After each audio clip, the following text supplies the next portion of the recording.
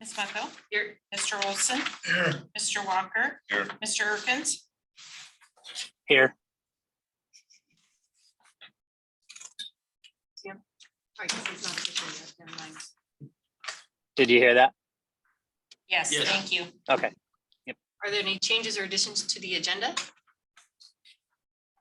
All right, seeing none. Let's get on to official business so you can actually do roll call in the future. If you haven't had the opportunity, this is Tina Rathjar, our new board member shortly. So let's just get to it, right? Do official biz. You have to stand up. It's like a reminiscent of your wedding. A long time ago, so I know. Okay. maybe a little less rusty. You're official. So I swear that I will support the Constitution of the state of Idaho I swear that I will support the Constitution of the state of Idaho and the laws and ordinances of the state of Idaho, and the laws and ordinances of the state of Idaho, Ada County and Boise City, Idaho, Ada County and Boise City, Idaho, that I will bear true faith and allegiance to the same, that I will bear true faith and allegiance to the same, that I will take the obligations without reservation, that I will take the obligations without reservation, that I will faithfully discharge the duties of the office to which I have been appointed.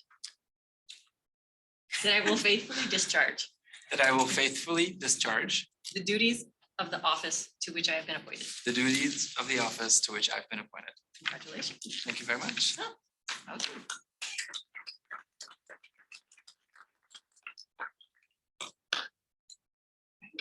So I think you sign it and Pat signs it, I believe, correct? I'm sorry, yes. Yes. And then notarize it. He has to be notarized. Okay. All right, Chairman Spivak, welcome, new chairman, Rastigar. you. So with that, I entertain a motion to approve the regular minutes dated December 16th.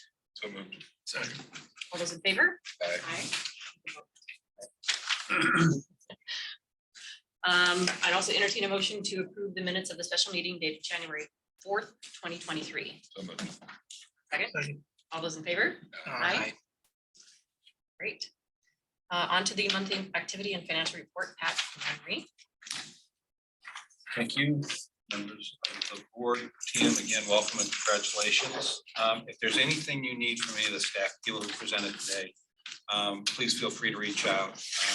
You can reach out to me and I can coordinate it, certainly feel free to reach out directly.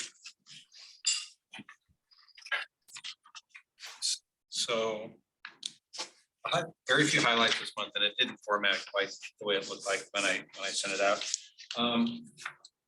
It's the first strong December since 2019. We actually broke records for December, and you heard it come up during the presentations, and I talked about it last month about how unique it was a year ago when I was sitting in this chair a year ago trying to explain why December was such a horrible month. And this year, it's fun to be here saying that we had a record month. Delta variant took its toll a year ago, and this year came roaring back. So that's it's just great to be on this side of the table for that. The audit over the last month was underway, and we just had the audit committee meeting today, and I'll let Anne Marie talk about that. But it was very positive, and again, I want to recognize Anne Marie and her team for an outstanding job as always in coordinating the audit. Nothing but compliments from the auditor today towards her team, how quickly and easily information was provided and accessible, and just the level of professionalism. It's just a great relationship. Jody was there representing the board as part of that meeting. If you want to speak to anything or wait till next month. I think that the staff has done a remarkable job in adapting to new auditors who are much, even though the auditing now is offsite, virtual, it's way, I get a sense, more thorough and more timely than it has been in the past. Anne Marie and her team are doing a lot of work in reconfiguring how we do our financials internally. But that is not reflected in the audit, because those are, as Anne Marie said this morning, those are management issues, how we do our budgeting. Issues like we were talking about earlier, the cost of and benefits of a convention versus events and that sort of thing. But when you roll it all up, we clean opinion from the auditors, and my sense is we get more service than we got in the past from the local firm. And I'm feeling pretty good about our numbers. I met with Tim yesterday. I'm very skeptical. He said, quote, "I've seen the numbers and I understand them." Some of us have been here a long time. We still don't understand. I left out that I also had an hour meeting with our very capable CFO before, so I think I understand. Thank you, Madam Chair. As always, I'm really proud of the ability to work with her and her team and really proud of the entire team, but they did a great job. So it sounds like March will be the formal presentation of the audit at that point. So still some work to do, certainly the management report and that portion of it. But from a numbers perspective, again, I'm really proud of her and her team. So Q1, you heard all the. Also related to the audit committee, we now have all of our financial consultants right here in the mall. Yeah. Clearwater. Obviously, Ide Bailey's in the Wells Fargo building, and right here in the Clearwater building, we have our new money managers, and I assume that's been implemented. Oh, yes. We've got our reports. And 20 million. We're still at 18. I'm holding money back to cover the aquatics commitment. Yeah. So we're running at 18 million. We have 350,000 renewing today. I just visited with Clearwater because I had told them not to renew anything until we had a better, every time something comes up, to check with me to see if I need liquidity for the aquatics. And I told them to go ahead and reinvest this month. So the next time will be March. One of the reasons for sort of a short list too is our last event was December 19th. It was the Christian Fellowship event. Thank you. For 900. And after that, we were dark. And there was still a lot of activity in the building. The teams got a lot of work done, but I've shared this with a couple of the folks on staff. When I left, the office closed on noon on the Friday before Christmas. And so I went to the gym, came back, got some work done. So I left about 2:30, 3 o'clock in the afternoon. And when I went into the hallway, the building was dark. And so first time in a solid year, the building was actually dark when I left. No one was here but me. And I could actually hear the building sigh as I was walking down the hallway.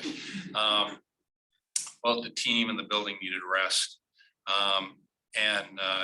It was, again, a lot of work got done during the holidays, but for 3 weeks it was dark and everybody came back, the building included, with a great attitude and prepared to hit the ground running. First event was the governor's gala for 900 a couple weeks ago. We had a couple of events, Jane DeLuca Foundation last weekend for 700. And starting this week, we're back into it. So from now through the end of the year, we're crazy busy. So it's all good. Short list, but for a great reason. Again, ironically, last year we started out the first couple of months behind the curve because of COVID. And this year, with December in the bag, last year was a record year and we did it in 10 months. This year, I think with 12 full months under our belt, barring any unforeseen circumstances, it's going to be a great year. So the team already laid it out for you and I think we're ready for it. So we're excited. I had the opportunity, not in here because it's just been in the last couple of weeks, I had the opportunity to go up to the aquatic center site twice. Went to the construction meeting on Tuesday. You'll hear from Ryan and Nick. So I don't want to steal any of the thunder, but very impressed. Pat Walsh is doing a great job as owner's rep for us. Great communication, very friendly relationship. I sat in the meeting with CM and everybody and toured the site both before and after that meeting. And then a couple of weeks ago, did an onsite with Nick and Ryan, just to walk through. And other than being really, really muddy, it's really a great project. So, I also, side note, I just want to welcome Ray Stark, a good friend who's been retired from the chamber for many years, but he's with us today. So it's great, nice to have you here.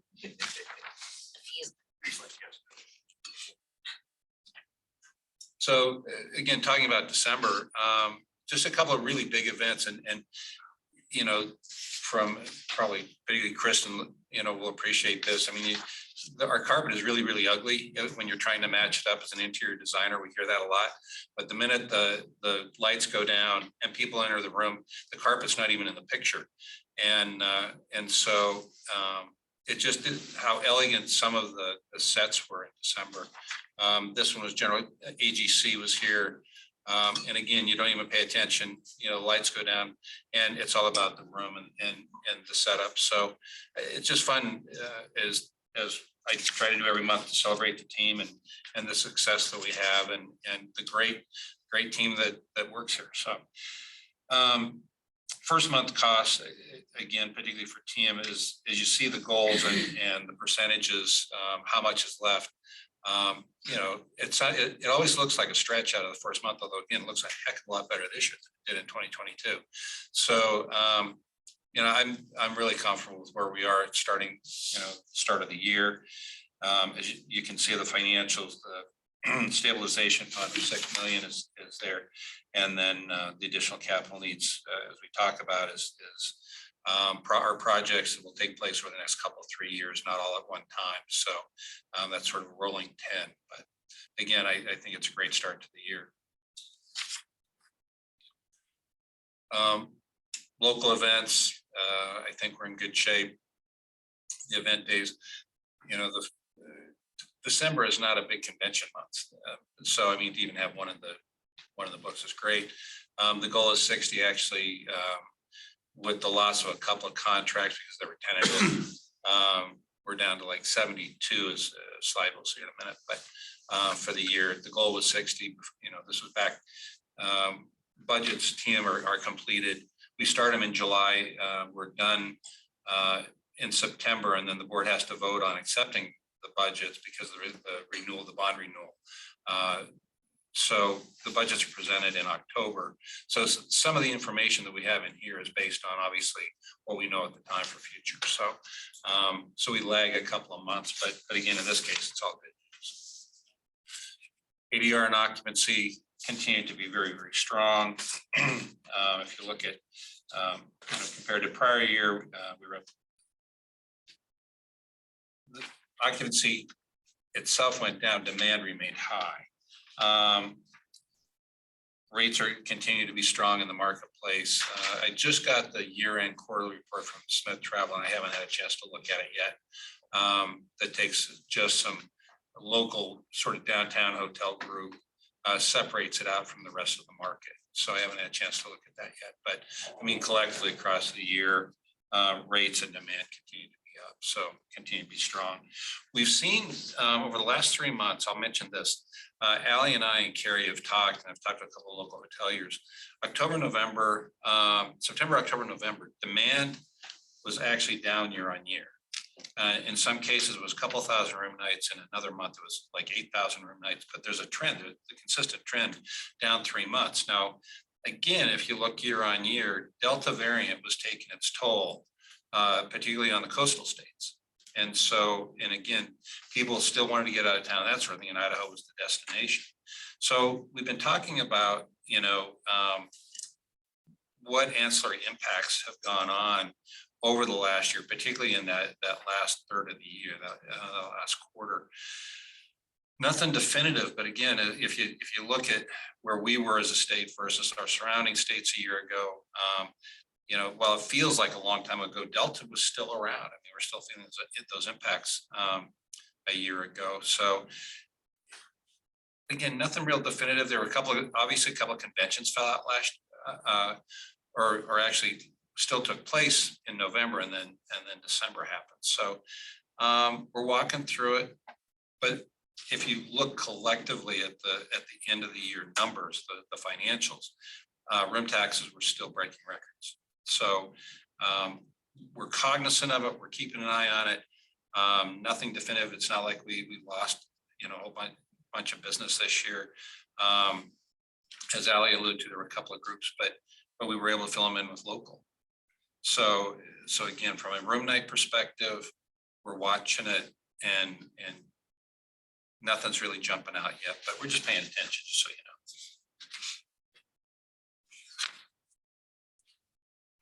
Here's the demand and revenue slide. Again, overall great numbers. We're paying attention, and I'll keep you posted the best I can based on, collective minds from the neighborhood that might see some. There's one thing that I want to bring up too is when you look at on a STAR report, I break things up into group 1 and group 2. Group 1 is within our city, basically within Boise City, and the auditorium district. Group 2 includes those rooms outside of the market towards Meridian, but still in Ada County. I didn't see the room nights go down in group 2, and I just saw them in group 1. The rate was down in group 2 while the rate remained high in group 1. So without making any definitive judgments, it would appear that rate could be having an influence within group 1, because group 2, those hotels basically out on the highway and on the other side of Eagle Road in Meridian, if people are staying out there because of rate, that's sort of an indicator for me. It's not concrete. I don't have any great evidence to that. It's just a trend, a market trend that I'm paying attention to, because again, room nights didn't go down in group 2, but they did in group 1. So anyway, just something we're watching. Did you say the rate remained constant in group 1? Or did the rate go up? The rate went up in group 1, it went down in group 2. Room demand went down in group 1, stayed stable in group 2. Gotcha.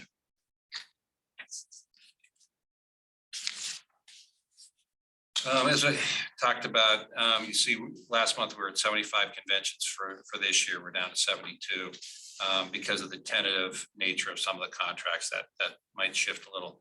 But again, considering we did 65 this year, and to be even considering, and we normally book a couple in the year for the year based on availability. So still a great demand for this year. Ali touched bases on it, so I'm not going to spend a whole lot of time on it.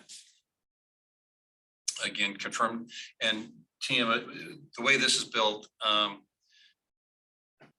small conventions, 100 rooms or less for peak, 100 to 300 for peak for mid-sized conventions, and then the citywide conventions, 300 plus peak room nights. You and I talked a little bit during orientation. It's a sidebar we can have with Ali if you want, to explain more about the hotels and their availability for group demand. With transient demand so strong, group room availability has been restricted. So even though we have the capacity to do 1,000 person convention, the number of hotel rooms committable, acceptable to a meeting planner, really is about 400 to 500, given the number of hotels in the market. A lot of numbers out there. I'd be happy to spend a little more time on it with you one-on-one. We're not going to see a lot of A's, is what I'm saying. And most of that decision is out of our hands. So the hotels are disincentivized because the group rates are lower than the transient rates. Normally, yes. Yep.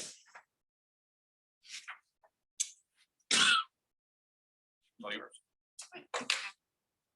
Madam Chair and board members, as Pat had indicated earlier, we've had record revenues again for December. We're over 58,000 for the center and 67,000 for tax revenue. So off to a good start, and above prior year. Our gross margin is finished the month at 6.49%. So that's great news, because we had a budget of minus 13%. And so our budgeted labor costs are down, and some of that's because we've raised our rates. And so even though we've raised our labor, we are picking up that margin again with the increase in our rates. Our transfers for right now are $265,000 under budget to the Boise Center. And our general expenses are under budget. Most of that's related to the timing of audit and marketing expenses. So no significant negative variances to report. Madam Chair. Oh, yes. I talked earlier about internal changing, reevaluating how we do our internal accounting. A variance of minus 13.8 to 6.49 is lovely positive effect, but it doesn't say much for our budget. So as we move forward, Anne Marie is a classic bottoms up budgeter. And we have 8 departments, all of whom do their own ledgers. But I think we're going to be starting to do those more realistically from a management standpoint, so you don't see variance. Thank you, Jody. Just so Jody knows, when we were doing the orientation with TM, there were a couple of adjectives that Jody has used during our meetings that I explained to TM as well. So just so you know that, Jody. I never use the term sandbag. Only in passing.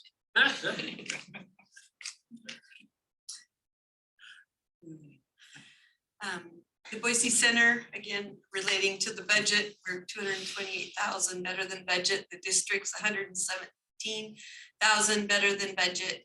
So on a combined basis, we're $346,000 better than budget for the first month.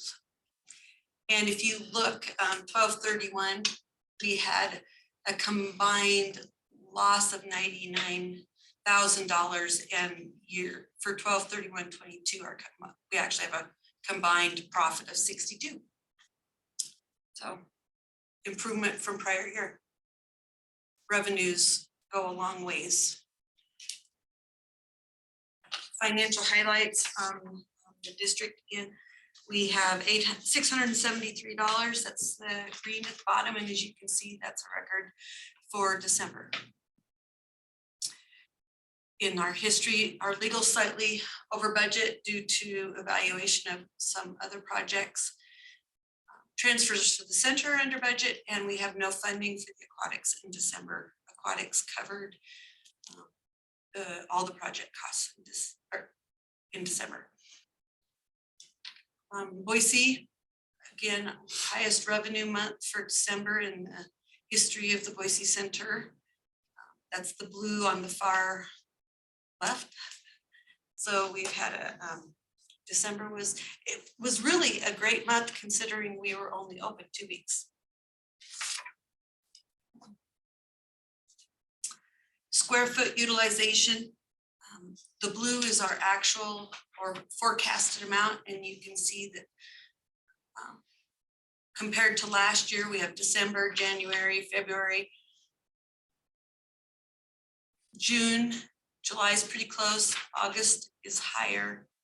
And then we'll fill in September, October, and November always fill in a little later in the year, but our utilization would indicate that we're running along right now 91% of 2022. The Aquatic Center, they continue to make their monthly payment on time. It's $7,800. They're at this point, this was the November pay app. We just got the December pay app. There was a current payment due of 1.3. The balance to finish was 6.5 million. And again, ICA will pay 100% of the construction costs in December. Some of the activities that are going on in finance, as Jody indicated, we're doing a budget implementation. Some of the goals behind that budget are to make it so we have better access to the budgeting system, as well as to provide more transparency. The long-term goal would be opportunity, I guess to say, would be there's an ability to post some of this information live on the internet. So maybe, for example, it might be revenues, tax revenues or Boise Center revenues. And if anybody were interested, they could go in and look and see, maybe it might be cash. Anyway, there's options of what we can report and makes the information more Are available. there new regulations for the state for reporting? Or is that? The state is putting in some reporting requirements. We're the district, so we're in the back end of it. They're working right now with, it was Meridian, City of Boise, maybe Pocatello. And I think there was one other one that they're working with.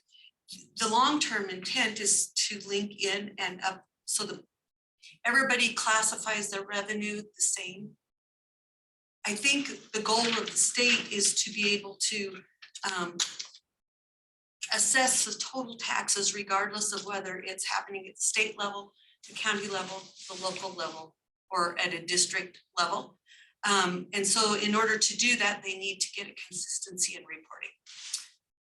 When I talked to Ally's husband, is one of the people at the state that's in charge of some of this. And when I was talking to him, he indicated that what they're expecting from us is not going to be near as a heavy lift as what they're expecting from the bigger cities, because obviously our impact is pretty small compared to the rest. It's a work in progress Yeah, at the okay. state level right now. And he keeps, I mean, I guess a couple of reasons, but Heath is really good about making sure that we're invited to the webinars, we're included in the webinars, we provide the information that they're looking for. And again, they haven't asked for much yet. So again, work in progress. I'm also on a group that's a lot of their government entities, so it's ACHD, it's City of Meridian, Boise, Kuna, Caldwell, Nampa, CCDC. I think somebody from BSU, Ada County, and we meet about once a quarter, and it's to talk about things like this that are going on in the government world that we would be expected or to comply with. One of the things that's coming down the pipeline is not just what's at the state level, but the national level. Congress has passed a bill that is going to require reporting at the national level as well. One of the reasons we went with Questica is Questica uses, Meridian uses it, the City of Boise uses it. I think ACHD might use it. So our thought is that if there's going to be reporting requirements, Questica is going to work with the cities and get those links established to go up to the state, so that by the time we're there, the links are already going to be created and it won't be a lift for us. And Joanne was our senior accountant. I mean, she's still our senior accountant, but she retired, but we kept her on, and she's the project manager for the Questica budget implementation, and we're on schedule for that. So that's, I think, overall going to be a very nice enhancement for the organization. I think you're shooting for April, right? Yes. Our audit field work is complete. We had no deficiencies or weaknesses noted at this time. We, as Jody indicated, had the audit meeting today. The partner in charge didn't show up, so that was a good sign. Thanks for all your help, Jody, with that. And one thing, just to talk about, I'm seeing coming up in some of the economic information that I'm getting, is that we're seeing signs of a recession. I was reading an article yesterday about the manufacturing industry has, I think, in their 6th or 8th month, I can't remember, of a decline. And 70% of CFOs across the United States think that we're going to be in a recession in 23. Now, that doesn't affect the center specifically in the sense that we have so many of our contracts already signed for the next year. It might have a negative impact on 2024 and 25. It just depends on what kind of a soft landing the Fed can negotiate. Any other questions for me? Any questions for Pat or Henry? Is that an entertain a motion to accept the report? Moved. Second, all those in favor? Aye. Activity financial report approved. On to legislative update. You guys are in the thick of it. So, Pat, did you want to give an update? Madam Chairman. First, like Ben Pat and his crew for, we were both at the AGC. We had tables at the AGC event and at the governor's event. My family owned restaurants, and so I always instinctively watch how things move. Very well done. Thank you. That's hard to serve 900 people that quickly and that efficient. I'll get on to the legislature. The legislature, they've been in for 2 weeks. They're just starting to get the ball rolling. I'll recap. You know, we have 31 new members of the House of 70 members. We have 19 new members of the Senate of 35 members. So we essentially have a new legislature. More important, I mean, that's in itself somewhat cumbersome. But you add to that the House committees and the Senate committee. In the Senate, there's one chairman in 10 in the 11 committees that's returning as that chairman of that committee. We have 9 new chairmen of the House or the Senate. In the House, there are 14 committees. We have 2 returning chairmen of the jurisdiction, the same jurisdiction.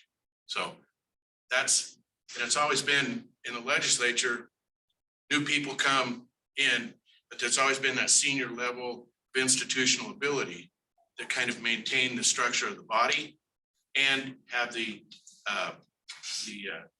information and the subject matter down in the committees and can be able to guide those committees. We have legislators, we have chairman now, one that never served as chairman, have no agenda to the committee, are they're learning themselves. And some of those folks, I'm going to be questionable how well they can serve as committee chairman. So a lot of uncertainty. We have a House that's brand new. Mike Moyle, Megan Blanksma, Sage Dixon, and Dustin Manwaring. 2 of those people, the majority leader and the speaker, have been in leadership before, but have never been in the positions they currently hold. Mike Moyle he's been majority leader for, I think, 15 years. Now a speaker. Candidly, he still wants to be the majority leader, but the speaker's it's a whole different job. So he's going through that learning curve. He'll get there, but it's going to be some kicking and scratching for him to get there. He's introduced, one of the first things he did was introduced, he wants to take the Joint Finance Appropriations Committee, divide them up. In other words, on every vote, public ed, you'd have a Senate vote and a House vote. Now, traditionally, the Joint Finance, they're joint. So it's one vote to carry that bill to each floor. What he wants to do is divide that up. So the Senate could pass it, the House could kill it. And I don't know if they figured out yet what happens in the event that takes place. My guess is they're going to say, well, you have to go back and renegotiate and bring it back to which could prolong the session months, literally.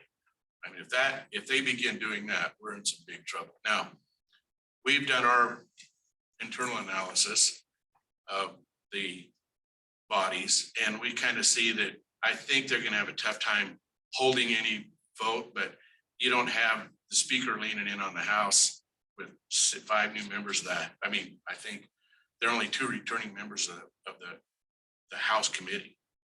So the speaker's going to have some influence on that committee. And so if he wants to hold the bill and kill it, so it doesn't get to the floor, so folks don't have to vote on it, we're going to see some of that gamesmanship taking place. That's the structure of it. Chair, Yes, sir. is it just me, or I don't remember freshman legislators getting a microphone and talking about the 4 or 5 bills they're sponsoring? Seems to me traditionally there's been a process where the wheat is separated from the chaff. Madam Chair. We've always lived under the auspices, and my 30-some years in watching the legislature has always been your first session, maybe even your second year, to be seen and not heard. But that's been totally upended.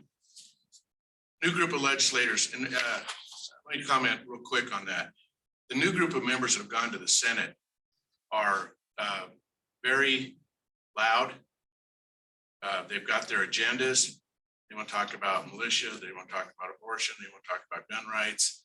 All the things that they talk about in their primary elections, they're bringing forward the legislature. I think they totally believe that they want to bring it forward. I don't think that's, none of that's gonna get, I mean, the things they want to do aren't probably gonna get passed.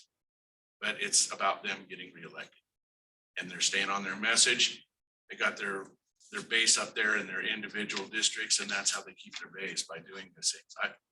Again, it's posturing. They love getting their name in the paper. And, you know, some of it's ego driven.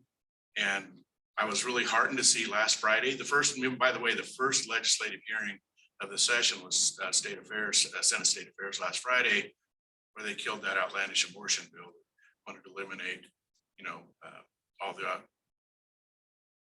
threat of the mother and rape and the event of an abortion, which thank God the Senate State Affairs, and I think they sent a really good message to these folks saying, we're not gonna play that game. You can bring this stuff here. It didn't even get printed as a bill, by the way. They brought it before the committee, said, hey, can we go get this printed? And they said, no, don't even print it. So it's not even available for any action right now. So we're gonna have a lot of that going on. The Senate more, it's always been in the House, but this year it's gonna be more in the Senate.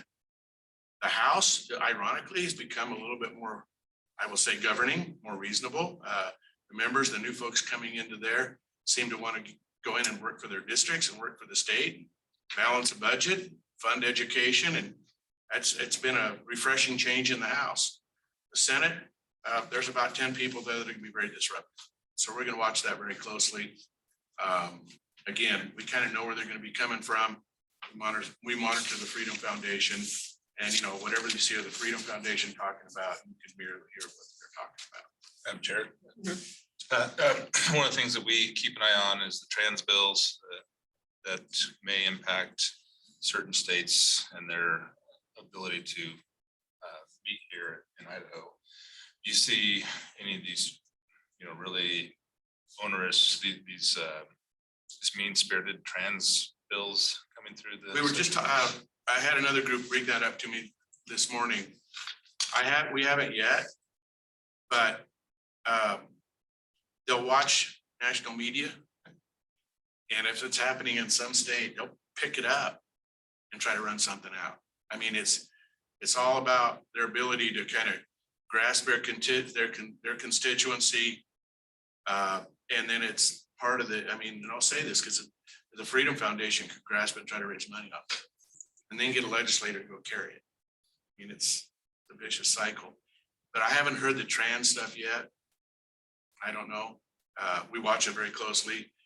I think the message the Senate State Affairs Committee sent on Friday was, you know, we're not going to play that game this year where we introduce a bill and you can kind of rail on it for weeks on end before we don't hear it again. I think this year they're talking about, I think they just want to go in there and kind of knock that stuff down early and get it out of the way. Now, on the abortion issue, the Idaho Medical Association is going to bring a bill forward here in the next week, kind of take care of, I think, try to find the middle ground, if you will, on that issue, if there is a middle ground, where they deal with the liabilities to doctors. I think that we'll see. It's kind of a more moderate look at the abortion issue with Roe v. Wade being overturned. The governor's budget, I mean, for 4 years, he's had a very strong budget of infrastructure, transportation, water, education. He's still hard at it. I think to his credit, he's saying, let's take these surpluses, kind of one-time money, and build in one-time infrastructure developments, which I think is going to be very helpful. It's getting good. I think it's getting pretty good reviews in the body. There's a group of legislators that want to stop funding. They want to turn the ARPA money back to the federal government. Same group that we've been talking about. I don't think it's going to happen, but you'll see, you'll hear a kerfuffle over that too. They're talking about wanting to put limitations on Medicaid funding. They can talk about it, but I think when it gets to the reality of the vote, I don't think they have the votes to pass those types of bills. But this session, we're going to see a lot more of that. I think, you know, a lot more of the, if you will, the freshmen getting out there in front on some issues. School choice, another big issue. It's going to be take this legislature's time. There's a big fight there to want to do the voucher system, and I still don't think the votes are there for that, but there's going to be a huge fight over that. So again, we're in week 2. Week 1 was everybody wandered around and we saw faces on the halls. I didn't know who they were, and they were legislators. And you're starting to see, they always kind of wander around, had organizational sessions in the committees. First time had senators and members of the House banging a gavel. People had never even been in, been under Mason's rules. It's very elementary, but this week you start seeing the committee starting to act. The committees you're starting to see some RSs, in other words, opportunities to come before the committee to be put in bill form. But yeah, by and large, this first 2 weeks have been pretty quiet, but just this yesterday, you starting to creep along. Next week, you're gonna start seeing it, I think, hit pretty hard. They're finally getting their sea legs. They figured out where their offices were, where the cafeteria was, and where the committees were, what times they were supposed to be there on what days. And they're starting to get a feel for the timing and the sense of the body and how it operates. It's interesting, in the House, you have Mike Moyle now sitting in the speaker's chair, and he hasn't quite figured that out yet. So there's some hiccups over there. And in the Senate, the president of the Senate now is Lieutenant Governor Scott Bedke, was the speaker, and he's doing great. I mean, he knows the process. He just keeps referring to the Senate as the House. So we've got a bet on every day to see how many times he mentions the House. But that's kind of fun. That's kind of it. I mean, you brought, Mike, yesterday, you brought up the lease purchase issue. Representative Scott from Canyon County wants to bring before the body. He had to pull it down yesterday in RS because it already has problems. It's coming before today for an RS. It's going to have more problems. It's going to have a lot of problems. The cities are against it. City of Meridian, City of Cuna. You're going to have all these cities and they're beating the tar out of that bill. So I would suggest that we're going to watch that real close. And if it looks like it's getting any movement, we'll kind of get our shoulders to the wheel and come back to you folks and discuss legislative strategy on it. But for right now, it may die by its own weight. And the other good news is Representative Scott, I heard, has 20 bills he wants to introduce this year and carry. And that will wear thin on the body. About the 4th time he gets up on the floor and wants to articulate his bill, they're going to start killing his bills just because they're his bills. So, am I missing anything generally? I would just add, Madam Chair and board, that Pat outlined the legislative process, addressed your questions about the chances for various pieces of legislation. This will be a 3-month process. The other factor here is the gentleman on the second floor, as they refer to. He just won a very significant re-election campaign, had a very successful inaugural and a celebration here. His state of the state speech was very well received, not only by the legislature, but by people all over the state. So, we may have lost some of the ability in the Senate to block some of these troublesome issues, but there is somebody sitting on the second floor with a giant veto stamp that may have to be utilized more often this year than in the past, but he's doing that from a position of what I consider a great strength in the state among the citizens. So again, the separation between legislative and executive, the founders had a good idea to keep that balance, and we've got a very strong governor that is a significant part of the process that Pat described to you. And I always appreciate Phil interjecting, because as the former chief of staff to Dirk Kempthorne, he's always quick to remind me there's an executive branch that plays into the legislative branch. So as I go I came from the legislative, worked for Jim McClure in Congress, and then I started my firm, but I always go off on the legislative stuff, and he's always quick to say, stop. There's an executive side to this, and he has one vote, and it's a very important vote. And if he doesn't want to vote that, he's got the stamp, and that's the one thing the chief of staff has mentioned to me on a couple of occasions. He goes, he may be using that stamp a little bit more than he has in the past. And he mentioned a couple of legislators that I won't mention here today, but he said when they go down to visit with him on their bill, they may want to stand back because they don't want to get splattered with the red ink. So, I mean, that's kind of it from the waterfront. It's, I wish in past legislatures, we could come to you and give you an idea of kind of what it looks like, but it's just gonna formulate on its own this year. And by the end of the session, which they're talking about March 24th, which Ray, you've been in that, good luck with that. I had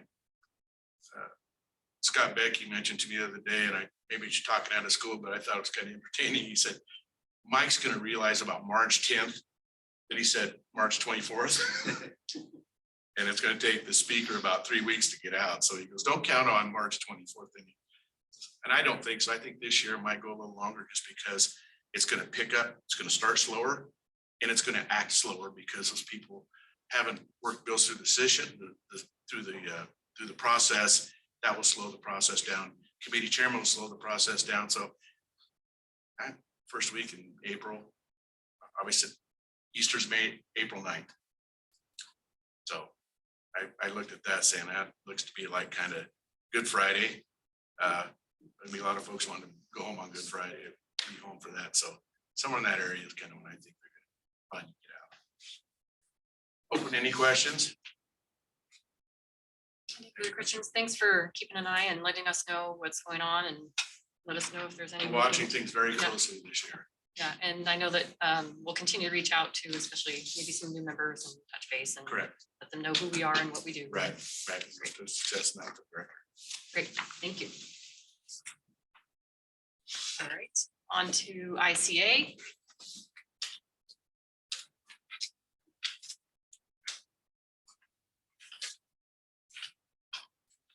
Madam Chair, Board, thanks for having us back. Be relatively brief today, just want to kind of provide an update, just kind of where things are at, progress wise, timeline wise. So kind of try to bring some of the usual slides and progress points. That's out of touch, a lot going on out there. Productive meeting on Tuesday with contractors and architects, and everything's really starting to really come into place the way we had hoped, and it's just a matter of making sure we keep everybody on task. As of now, everything remains on track for an April completion. The Merthyr pool installation itself is 99% done. The only layer they have left to deal with is essentially the vinyl liner that goes on the bottom. But that'll be one of the last things that they do, because you want to protect that vinyl liner until the last minute you do construction. So right now, they're actually backfilling behind the walls, so it'll actually start to feel like an in-ground pool instead of all these walls that are sticking up. We won't see those in the photos today, but hopefully in the next several weeks, we'll start to see some of those come online. And see the support facilities inside are nearly complete there, and we were talking about painting and finishes over the course of the next 6 to 8 weeks, but walls are up. Paint's been primed, the primer's up. It actually starts to look like a real set of locker rooms and everything else in there. So it's kind of neat to see it all come together. The pool deck itself is going to set to be poured within the next few weeks. So as we start to do this backfill around the pool, they've got to do some significant cuts in the deck for all the very specific ramifications of where you put poles for the flags, right? Where you put the stanchions for starting blocks. And so there's going to be a lot of really precise measurements that will occur over the course of the next few weeks. And once they have all those adequately marked and double checked by our pool architect, then they'll pour the deck. And once that deck gets poured, then it'll really feel like an aquatic facility, I think, at that point. Will the weather affect the deck, the pool deck, or just the outside concrete pouring? It's just outside. So inside, they're able to maintain adequate temperature. They want it to be at least 40 degrees inside, so the concrete cures, specifically the concrete inside the pool, because we're letting that cure for 28 days so that it sucks all the moisture out before they put the liner down. They actually tested the system that they're using to heat the facility back when it was below zero, and it was keeping the temperature on deck level at 50 and the temperature at the tops of the building over 60. And they're just using, propane heaters overnight. So essentially everything they can do inside, there is nothing that's prohibiting them from doing the work. The problem really is outside. Because we had a couple warm weeks, we saw frozen ground become a mud pit on one side of the property. And so everything on the south side, they're able to proceed pretty easily, bring in the pea gravel for the backfill. The north side, they're trying to develop a strategy. Temperatures are supposed to be cooler the next several weeks, but sunny. So we'll see if that helps. If not, then they're going to work on bringing in some mechanism to get the pea gravel over to the other side of the pool so they can start to backfill on that side. But that's really the issue now, is just that soft muddy gravel on the north side of the property. Aside from that, once the weather is warmer in the spring, then they'll deal with asphalt and sidewalks. Again, the only thing that's kind of holding us up at this point is our HVAC system. Nothing has changed with the delivery date. They're still holding steady with a delivery timeline of end of February, arriving here in March with a 3-week installation date. And it should take us 3 to 4 weeks to be ready to roll at that point. So we're still targeting mid-April. In the meantime, we're working on constant fundraising, working on our programming, working on the lesson program, all that stuff that needs to be done so that when the doors are open, we're ready to roll. Some pictures for you. Top left there is, this was taken, it's the day after they poured that concrete. You can see it's still a little wet. So they poured 250 yards of concrete in that competition pool. Then they've been working on finishing all of the plumbing to go around both of those and electrical so they can backfill. Bottom right is a shot looking at the program or lesson pool, and then the facade of the locker room and mechanical facilities. And just a couple more shots here. Again, kind of on the left-hand side, we're looking west, kind of across the pools. They finalized all that plumbing that goes around the exterior of the body of the pool before they backfill. And then on the right side is, I climbed up on top of that locker facility and took that picture off, overlooking the whole facility. So you can kind of see what that thing looks like from essentially from what would be the west end down to the east end. The sprung structure itself, there's essentially one more phase to finish that. They've left that east end open as long as possible to get machinery and equipment, and dirt, fill everything else in and out. Sprung will have a rep here at the end of the month. They'll finalize essentially their efforts on the building. And so the only thing left with respect to the building itself will just be the glazing and doors that they'll drop in towards the end. So again, it's all progressing kind of the way we had hoped. And we all wish that it was 5 or 6 months earlier, but as of now, everything's kind of still staying on the timeline we had hoped for. And our last thing is just we're excited. We were hoping to be able to do this today, but we're a little bit a day delayed just from our partner, but we will be able to announce tomorrow kind of a significant partnership and announce some naming rights that we've been able to arrange. So we're excited about that. Any questions for us at all? First big event that's gonna be hosted is when? Middle of July. So we'll have a big event middle of July. We'll have a second large event first week of August. Those things, again, we're expected to have a big group of swimmers and parents attending those. For the August event, I actually have a kind of an advisory call with a group of coaches in the Western US that occurs tomorrow, just to kind of talk about some of the dynamics of that meet. They're all excited to kind of see the same kind of progress report that we provided today. And then for the July meet, it's called their senior sectional meet. They run one of those in the spring and they run one in the summer. Well, the spring one's really in March, the summer one's in July, so there's not a whole lot of difference there. But Nick will be up at the spring meet in Federal Way in March, and we'll be connecting with coaches and swimmers and parents, and probably providing a lot of input to them as they start to make arrangements down here. Still in plenty of contact with CBB and hotels, just making continual block arrangements as best we can, so teams have kind of got prearranged spaces for them to be able to make hotel arrangements. And then Melanie Rabach and I actually met with Paul Fleming of the Chamber on Tuesday, starting to work with the Chamber on just being able to continue to promote the facility and anything we can do to stay kind of integrated with the community. When will you know number of swimmers for both of those events? Is it something that they register for, they have to qualify for? Both, so gotta qualify, gotta register, but the registration date really goes up to about a week before that event. We'll know in large part pretty well in advance what that is. The August meet, I mean, I can almost guarantee it's gonna fall around 600. It just doesn't waver too far from that. There are years in which it falls down, there's years in which it's a lot bigger. We think we'll be between 600 and 700 on the August meet. And the July meet really shouldn't be too far different. Again, it's pretty standard where those meets kind of lie. And I think, given the earlier date of the July meet, so in 2022, that July meet was actually a week later, and it started to run up against other major competitions. Well, this year it's a week earlier. That July-August calendar is kind of truncated this year just because of where the weekends fall. So we're actually hoping that'll help push more people up into our swim meet rather than having those same kids maybe delay and go to a different event that would be normally 1 or 2 weeks later. So we think the calendar lays out pretty well for the July meet. Brian, is it a Thursday arrival, Friday start, Sunday departure? Wednesday arrival, access to the pool Wednesday, on the July meet. Wednesday arrival, Sunday night departure for most people.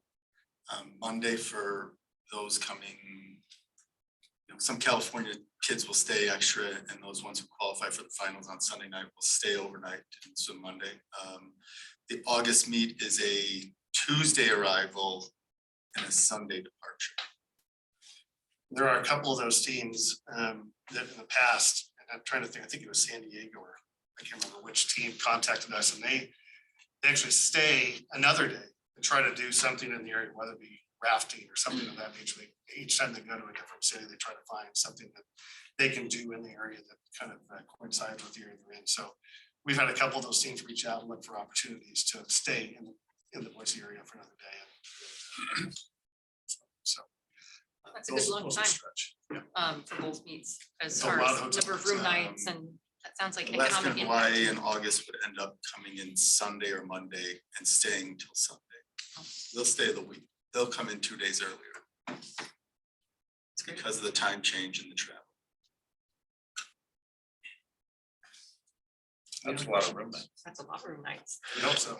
And if they all go rafting or whatever. Yeah, whatever we great. can do to give them stay, we're gonna have. All right, we appreciate it. You guys know where to find us if you have any questions. And again, I always extend the offer. Anybody wants to get up there to take a look at the place, we can pop up anytime, just give us a heads up. Get you guys out there and walk around. I'll take you up on that Yeah, Sunday. please do. Absolutely. All right, thanks, guys. That's great. I move we go into executive session pursuant to Idaho Code 74-2061A. So you're back in session? Back in session, like 15 minutes ago. Okay, with that, we'll move on to item D, Executive Director Compensation. Madam Chair, recognizing Pat's hard work this past year and his achievement over his whole career, I move that we provide Pat with a raise of 8.4% and an annual bonus of 5%. Great. Second. All those in favor? Aye. Aye. Great.